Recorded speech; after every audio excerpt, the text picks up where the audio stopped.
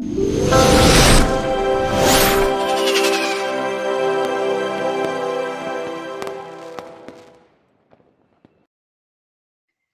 mighty good friends. This is Amy Temperley with a Mighty Good Time, and we have another mighty good. I need to say the mighty good conversation today. We have Daniela Del Giorno, who is the founder of Silver Shoes Dance Club, and I am really excited to hear about the work they're doing in the New York area, but also virtually, so that everybody can access it now. I can't talk today. It's going to be one of those mornings. Hi, Daniela. How are you today? Hi, Amy. Great to be here. Thank you. Wonderful. Well, tell us a little bit about you. You have a background, obviously, as a dancer, and tell us how you came to start Silver Shoes Dance Club and what you guys do. Yeah, sure. So I've been a teaching artist for almost 20 years, teaching mostly ballroom and Latin dance, as well as some theater and theater dance as well. And I primarily taught for over 10 years in the New York City public schools as part of a program called Dancing Classrooms. And with Dancing Classrooms, the goal was really to bring ballroom dance to children throughout New York City and have them learn an art form that maybe they wouldn't ordinarily be exposed to. Years later, I also started working in ballroom dance studios. And I found that the majority of students who come to ballroom dance studios are older adults, just by virtue of the fact that they have the time to commit, and also by virtue of the fact that the ones who were coming were able to afford it. And so that kind of happened. And along those lines, I started participating in a program here in the Bronx called at the Einstein College of Medicine, which was doing a study, and they have been doing a study on the benefits of ballroom dancing specifically on cognitive function. And so that kind of happened. I said, wait a minute, there's more than just the great feeling that you get. There's more than just the heart health and the muscle tone and all of the other benefits that come from dance, this element of cognitive function and it aiding in that because of just the sheer cause and effect, and you have to respond to movement that someone else gives you. So I was really fascinated by that. And then probably the final linchpin for me was that my mom, who doesn't live in New York, so don't think that I wasn't giving her lessons, had taken some introductory ballroom dance lessons where she lives out west, and she loved it and she was having so much fun. And my mom is a teacher, and so continuing on with the ballroom dance classes on a teacher's salary is almost impossible because they're very expensive. So I just didn't think that that was fair, especially knowing what we know about the health benefits and the cognitive benefits. But beyond that, because of what ballroom dancing is, it brings people together, it creates friendships, it creates connection between people, which also helps in aiding in depression and loneliness and isolation. It brings people out, it gives stress relief. So I kind of felt like, well, we have this amazing tool, and why aren't we using it to encourage? All I hear about, especially I live in the Bronx, New York, and there's a huge health disparity that we're all aware of. And I just didn't understand we have this amazing tool that we can use, that we can provide to communities of all different economic backgrounds, of all different ethnic backgrounds, and use it to build stronger and healthier communities and help prevent preventable long-term diseases and help keep our older adult population growing. And I just didn't see why we weren't doing that. So in 2019, I started Silver Shoes Dance Club, and it started with one little grant in one senior center in Park Chester in the Bronx. And that first program was amazing, and it went so well. I said, well, this needs to be happening more. And then since then, it's just grown. So I'm very fortunate that people really like it, and it's doing what I hope it's doing, what I want it to do. I'm sure it is. I love that, though, that you saw a gap and that you really went after it. And I've done a lot of reading on the research, particularly on brain health with dance and Parkinson's disease and how it can be very helpful. Yeah. And so there's a lot of studies out there talking about dance and the healthy impacts of that. Yes, absolutely. Yeah. What styles of dance do you teach? And you said ballroom, what I genres? know it encompasses so much. Yes, yes. It's really social dancing. So in the end, anything that requires a partner. So me personally, I teach any waltz, foxtrot, tango, rumba, swing, cha-cha, samba. Um, I mean, there's hustle. People like hustle so much. So anything that is a social dance, if you have to put your hand in someone else's hand and hold them, that is a partner dance, a social dance. So I teach many other styles, and then I have guest artists that come in as well who teach different styles from me, and sometimes do master classes in different styles of partner dance as well. So I love that the hustle is one of the most popular ones. That's of great. course.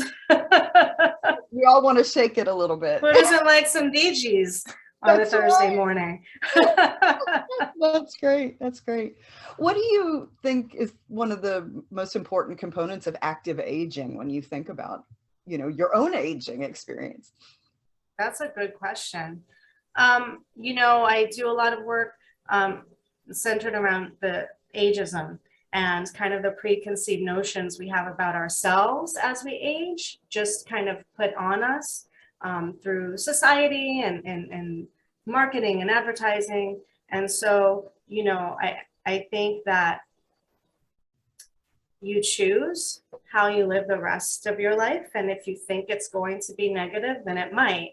But if you choose that as you get older, you get better and maybe have more options and more opportunities to learn and to be creative and to grow as an artist, I think that's the best part of it.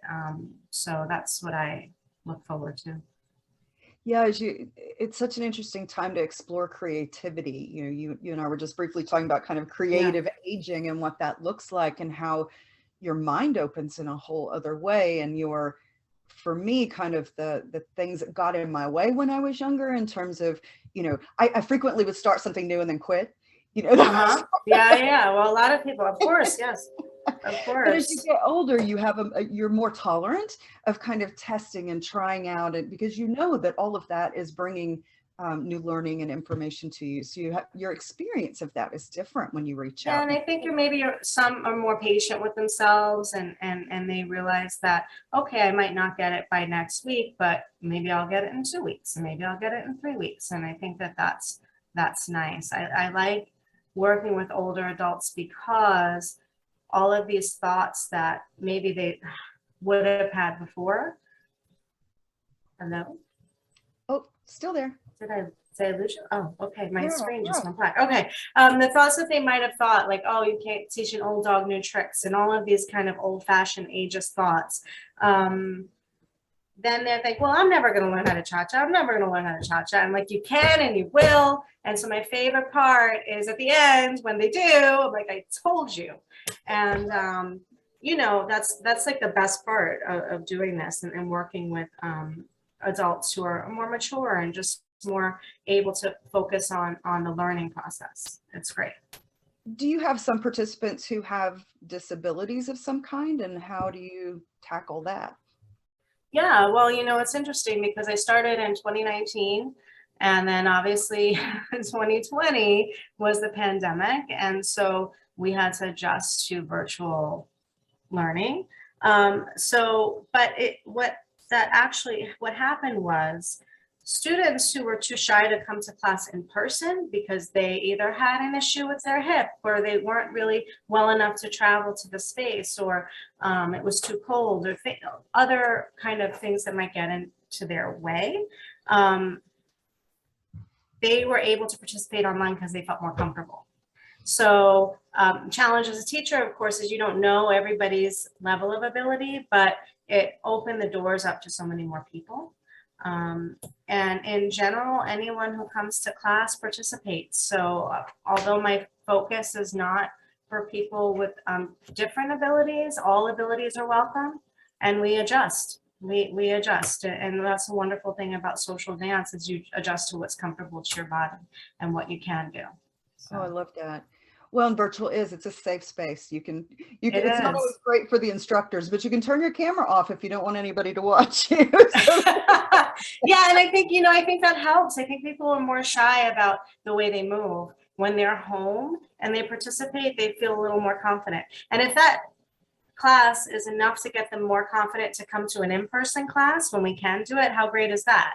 You know, or how great if someone can't make it in person because they have to travel to take care of a family member, but they can log in on Zoom and they can still take their class. So there's really benefits to both for everybody. That's a really great point about virtual, letting you test something out or experiment with it Yeah. before you actually go. If you've never taken an educational class or a dance class or a fitness program, it lets you feel more confident with what that might look like or the terms that are being used, so that you can. Because they don't have to commit necessarily when they're online, right? So they can kind of test the waters, or they can see if they like the instructor, or, you know, there's so many different variables that they can really have the opportunity to pick the right class for them. You know. Yeah, try it before you buy it. Yeah, exactly. And when they're from, all my classes are free right now. So yes, it's really good. It's really easy to try them out. Excellent value. Excellent value. So do you Exactly. have any final tips for our viewers on how to live a full, engaged life? I just say, don't be scared to try something new. If you've always wanted to, you know, learn how to do the hustle or the cha-cha, or if you've always wanted to learn about ancient Roman times or whatever it is, just don't be afraid to try something. This idea that like I just want to combat the idea that it's too late to learn something new. I'm a lifelong learner, and I think, you know, the benefits are incredible, no matter what you choose to learn, not to mention the social engagement. And any good online program always puts an element of social engagement, which I feel is so important, you know, especially coming out of all this. So yeah, just don't be afraid to try new things, because you can do it. Thank you so much. Thank you, Daniela, for joining us. Daniela's with Silver Thank Shoes you. Dance Club. Thank you for founding something, for finding a gap and filling it. I love founders. I think it's it's a gift to the world when you see a hole and you reach out to fill it. And not everybody has that ability. So thank you for that. For those of Oh, you that are thank you. looking for classes like Silver Shoes Dance Club, please go to mightygoodtime.com. You can find everything there. Click on the links. It'll take you straight to Silver Shoes Dance Club's fantastic program. So thank you again, Daniela. We appreciate you being here. Thank you so much, Amy. Thank you.